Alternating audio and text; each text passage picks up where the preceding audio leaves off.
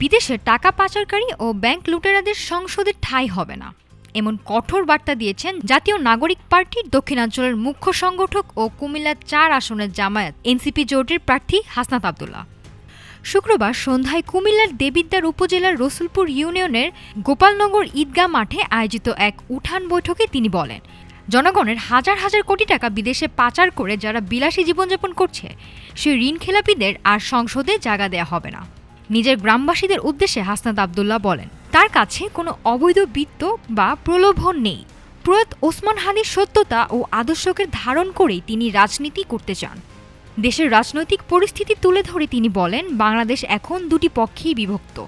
একটি পক্ষ ইনসাফ ও জনগণের স্বার্থে লড়ছে, আর অন্য পক্ষ জুলুম, দুর্নীতি ও আগ্রাসনের পক্ষে অবস্থান নিয়েছে। উঠান বৈঠকে আরও বক্তব্য দেন স্থানীয় জনপ্রতিনিধি ও গণমান্য ব্যক্তিরা। পরে বিভিন্ন গ্রামে সাধারণ মানুষের সঙ্গে কুশল বিনিময় করেন হাসনাত আব্দুল্লাহ। নাফিসা সামিয়া, ঢাকা টুডে।